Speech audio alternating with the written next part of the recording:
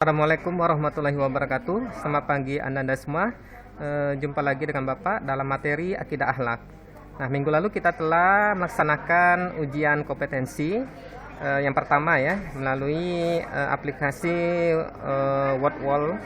Semoga Anda semua senang untuk melaksanakan ujian kompetensi tersebut. Baiklah, hari ini kita akan mempelajari tentang tokoh dan ajaran tasawuf sufi terbesar. Ya, itu ada 4 orang yang kita akan pelajari. Yang pertama adalah Imam Junaid al-Baghdadi, Rubi'ah al-Adawiyah, Imam al-Ghazali, dan Syekh Abdul Qadir al-Jailani. Adapun kompetensi dasar yang kita untuk materi hari ini yaitu menganalisis definisi tasawuf, tokoh utama tasawuf, dan inti ajaran tasawuf. Adapun tujuan pembelajaran kita yaitu siswa dapat menganalisis definisi tasawuf. Nah, baiklah dan semua, kita awali materi kita dengan ucapan basmalah. Bismillahirrahmanirrahim. Baiklah, ini adalah peta konsep yang kita pelajari. Yang pertama kita akan mempelajari, yang akan kita pelajari nanti itu akan berkisah tentang tokoh tasawuf. Untuk hari ini kita akan mempelajari khusus untuk pengertian tasawuf itu sendiri. Apa itu pengertian tasawuf? Tasawuf dari segi bahasa atau etimologi, para ahli berbeda pendapat tentang nisbah atau sandaran asal kata tasawuf. Harun Nasution menyebutkan 5 istilah yang berkenaan dengan asal kata tasawuf. Jadi asal tasawuf ini secara segi bahasa itu menurut Harun Nasution itu ada 5. Yang pertama adalah sofa atau suci. Nah, jadi suci ini maksudnya adalah kesucian batin kaum sufi dan kebersihan tindakan dan keikhlasannya. Dia orang sufi itu biasanya mereka itu tujuan utamanya adalah membersihkan batin ya maupun dan juga tindakan. Yang kedua adalah sof atau barisan, karena orang sufi ini mempunyai iman yang kuat, jiwa bersih dan ikhlas, dan senantiasa memilih barisan yang paling depan dalam sholat berjamaah. Jadi biasanya orang sufi itu paling suka di saat sholat itu memilih barisan yang paling depan, karena mereka tahu keutamaan barisan sof paling depan dalam sholat berjamaah. Berikutnya adalah teosofi. Ini bahasa dari bahasa Yunani. Theo itu artinya Tuhan dan sofos adalah hikmah. Jadi maksudnya adalah ilmu yang tinggi dan dalam, yang artinya adalah ilmu hikmah. Jadi ilmu hikmah itu ilmu yang paling tinggi dan dalam ya. Berikutnya adalah sufa. Sufa itu adalah serambi tempat duduk. Jadi yakni serambi Masjid Nabawi di Madinah yang disediakan untuk orang-orang yang belum mempunyai tempat tinggal dari kalangan muhajirin di masa Rasulullah SAW. Mereka biasa dipanggil ahli sufa atau pemilik serambi, karena di serambi masjid itulah mereka bernaung. Jadi pada saat Rasulullah hijrah dari Mekah menuju Madinah yang dulu namanya Yasrib, jadi di situ salah satu strategi yang dilakukan oleh Rasulullah itu mempersaudarakan kaum Ansor dan kaum Muhajirin. Nah, bagi kaum Muhajirin yang belum mempunyai tempat tinggal atau mungkin yang belum dipersaudarakan dengan kaum Ansor, maka mereka bertempat tinggal di serambi Masjid Nabawi. Berikutnya ada suf atau bulu domba. Hal ini disebabkan kaum sufi biasa menggunakan pakaian dari bulu domba yang kasar sebagai lambang akan kerendahan hati mereka, juga untuk menghindari sikap sombong di hatinya, di samping untuk menenangkan jiwa serta meninggalkan usaha-usaha yang bersifat duniawi. Jadi pakaian orang sufi itu biasanya mereka dulu itu menggunakan dari bulu domba kasar ya.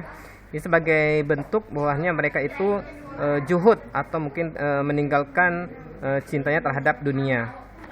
Jadi ada 5 pengertian tasawuf yang diistilahkan oleh Harun Nasution. Yang pertama sofa, kedua sof, ketiga teosofi, keempat supa dan suf. Jadi semuanya ini adalah dasar atau asal kata sehingga munculnya ilmu tasawuf. Nah, secara terminologi tadi secara bahasa, sekarang secara terminologi atau pengertiannya ya. Apa itu tasawuf? Jadi ada 7 pendapat. Yang pertama adalah Abu Yazid Al-Bustami, pencetus teori fana, bako, dan ittihad, mengemukakan bahwa tasawuf meliputi 3 aspek, yaitu kha, ha, dan jim. Kha itu maksudnya tahalli. Tahalli itu suatu usaha untuk menghilangkan sifat-sifat tercela dalam diri kita, diri manusia, itu tahalli. Yang berikutnya hak, maksudnya adalah tahalli. Tahalli itu menanamkan sifat-sifat terpuji dalam diri manusia. Yang berikan adalah jim, yang maksudnya ada tajalli. Tajalli itu merasa dirinya dilihat oleh Allah, ya.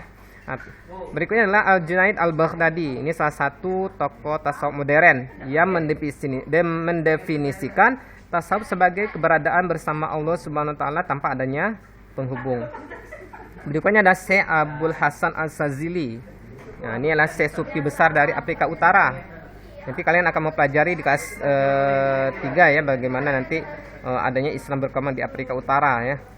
Mendefinisikan tasawuf sebagai praktik dan latihan diri melalui cinta yang dalam dan ibadah untuk mengembalikan diri kepada jalan Tuhan. Nah, nanti di sini menurut Syekh Abu Hasan Al-Shazili ini mendekatkan diri kepada Allah melalui cinta. Nanti akan muncul nama tokoh tasawuf yang terkenal, yaitu Rabi'atul Adawiyah.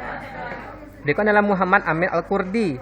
Ini memandang tasawuf sebagai suatu ilmu yang dengannya dapat diketahui hal-hal yang terkait dengan kebaikan dan keburukan jiwa, cara membersihkannya dengan sifat-sifat terpuji, cara melakukan suluk, melangkah menuju keridhaan yang diperintahkan Allah Subhanahu wa taala. Berikutnya adalah Zakaria Al-Ansori, seorang penulis tasawuf yang memandang tasawuf sebagai cara menyucikan diri, meningkatkan akhlak dan membangun kehidupan jasmani dan rohani untuk mencapai kebahagiaan abadi. Jadi unsur utama tasawuf adalah penyucian diri dan tujuan akhirnya adalah kebahagiaan dan keselamatan. Berikutnya ada Ibrahim Basyuni, mengkategorikan pengertian tasawuf pada 3 hal. Pertama, al-bidayah. Ya, ada 3 hal. Berikutnya ada Amin, Nur Amin ya. Amin Syukur mendefinisikan tasawuf sebagai sistem latihan dengan kesungguhan atau riyadhah mujahadah untuk membersihkan, mempertinggi dan memperdalam aspek kerohanian dalam rangka mendekatkan diri kepada Allah atau takarub sehingga segala perhatiannya hanya tertuju kepada Allah. Oke, menurut Ibrahim Basyuni ini ada 3 tadi adalah bidayah ya. Al-bidayah itu pemahaman tasawuf kepada tingkat permulaan, yaitu menekankan kecenderungan jiwa dan kerinduannya secara fitrah kepada yang maha mutlak sehingga orang senantiasa berusaha mendekatkan diri kepada Allah Subhanahu wa taala. Bagaimana dengan yang nomor 2 dan ketiganya? Kita lihat di sini ya. Menurut pengertian tasawufnya kita lihat. Oke, tadi menurut Ibrahim Basyumi ya. Yang kedua itu namanya al-mujahadah, yaitu pemahaman tasawuf pada pengalaman yang didasarkan pada kesungguhan, yaitu yang lebih menunjukkan akhlak dan amal perbuatan dan amal dalam pendekatan diri kepada Allah Subhanahu wa taala. Dan yang ketiga adalah al-mazaqat, yaitu pemahaman tasawuf pada pengalaman batin dan perasaan keberagaman terutama dalam mendekati zat yang mutlak. Jadi Ibrahim Basyuni mendefinisikan tasawuf dalam 3 hal. Oke, anak-anak semua, berikutnya yang akan kita pelajari tentang, nah, jadi dari beberapa istilah etimologi dan terminologi, maka dapat disimpulkan tasawuf adalah suatu ilmu yang mengetahui bagaimana cara menyucikan jiwa, menjernihkan akhlak, membangun zahir dan batin untuk memperoleh kebahagiaan yang abadi. Nah, nanti tadi sudah Bapak jelaskan di awal bahwasanya ada tokoh tasawuf itu ada 4. Yang pertama adalah Imam Al-Junaid Al-Baghdadi. Jadi beliau ini seorang tokoh yang untuk Indonesia sendiri itu ada seorang tokoh tasawuf ya yang mempunyai tarekat. Kalau untuk di Indonesia namanya Tarekat Qadiriyah Manaqsabandiyah. Berikutnya Arabiah Al-Adawiyah. Beliau ini adalah seorang tokoh sufi wanita di mana ajarannya sangat sangat luar biasa ya. Beliau ini menyampaikan konsep cinta kepada Allah SWT atau mahabbatullah. Berikutnya adalah Imam Al-Ghazali. Ini seorang ulama yang mengarang kitab Ihya Ulumuddin ya.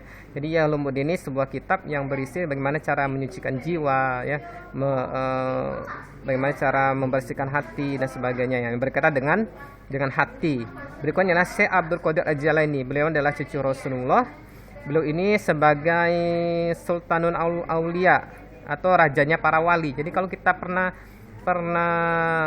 mempelajari tentang wali songo atau pernah mendengar tentang istilah wali songo, istilah wali yang ada di Indonesia, beliau ini adalah rajanya wali.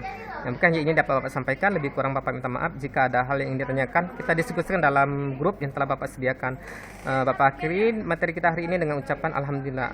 Alhamdulillahirabbil alamin. Wassalamualaikum warahmatullahi wabarakatuh.